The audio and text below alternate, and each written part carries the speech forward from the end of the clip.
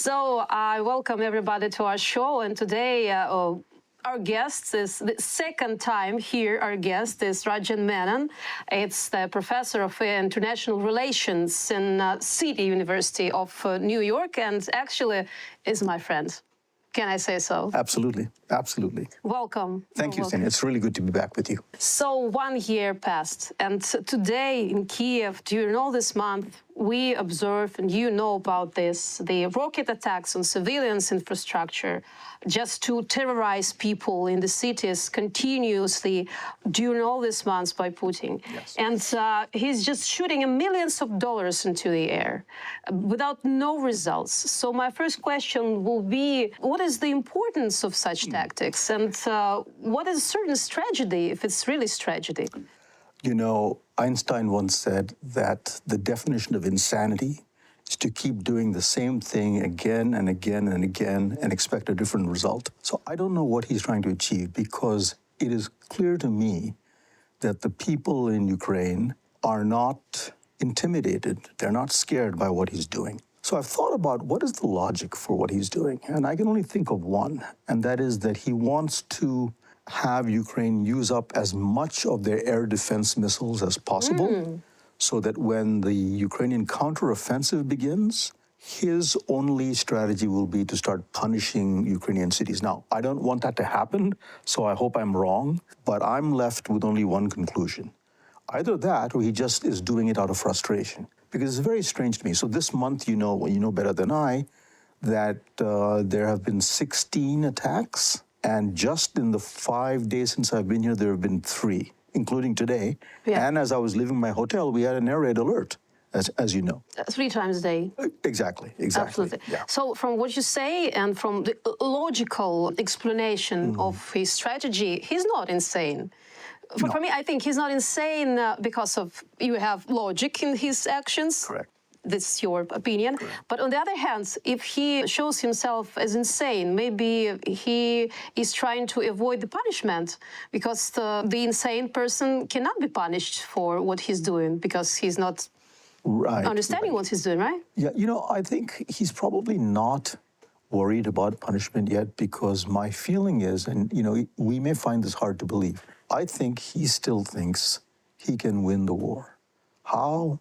By just stretching it out and hoping that at some point the countries that are supporting Ukraine will start to get tired and want to have some kind of settlement. I don't think that's going to happen. So I don't think, I sometimes wonder, does he have a good idea of how his army is performing? Are people telling him when they speak to him about some of the really big setbacks they've had on the battlefield? Or, as happens with a lot of very powerful leaders, nobody wants to give the boss bad news. So are they just telling him everything is... Except for Prigozhin. Except for Prigozhin. Well, you know what Prigozhin... So it means that he knows what's going on in the battlefield. Yes, that's actually true. Prigozhin, so he's not insane. Yeah. He knows what's going on in the battlefield. Yeah. Well, Prigozhin said something very extraordinary. He said, if it keeps continuing like this, we could see again something like 1917. That's an extraordinary... And who will be Lenin in this situation? You tell me, I don't know. I don't know. No. Obviously not Prigozhin, because he's out of media environment right now. Yeah, I mean, I've never seen anyone in Putin's political system do what Prigozhin has done. He hasn't attacked Putin directly, but at one point he called him, well, maybe even the grandfather doesn't know. I think he was referring to Putin.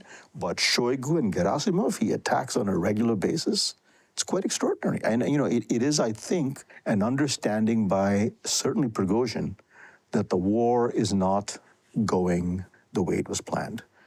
Because I think when Putin began this war, I don't think he ever expected that a year and 4 months, that he'll still be fighting. I think he thought he would take Kiev in 3 days, 4 days, something like that. So as propagandists, more and more they express very rough things towards Putin and his environment. Yes, absolutely. But they are not independent. They always say just what the owner says. They're very careful in what they say.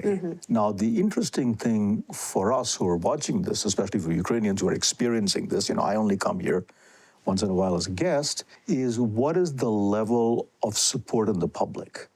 Are people apathetic? That is, that they just pretend like nothing's happening, they continue doing what they're doing?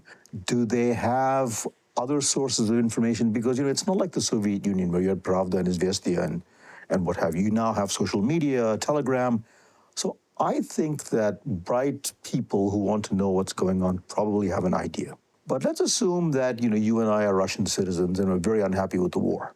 Well, what do you do then? Because the risk is very high. I will say what we do. Yeah. From what I observe in their Telegram messengers, what they're writing, they hate more and more Ukrainians because they understand what's going on not very good in their countries. Right.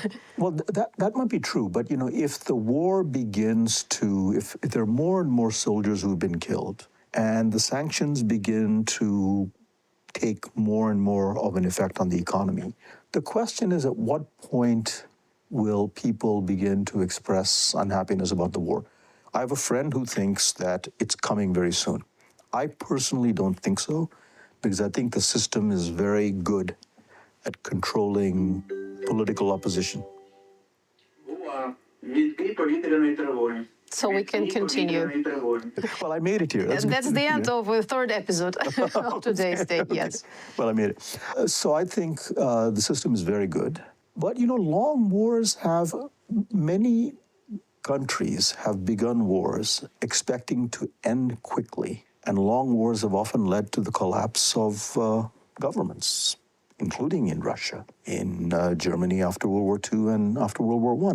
So we don't know where this is headed. But I think his strategy is to inflict what punishment he can by bombing big cities, including civilian targets, and then just waiting, because the performance of the Russian military so far has surprised everybody. I am shocked. I didn't expect this.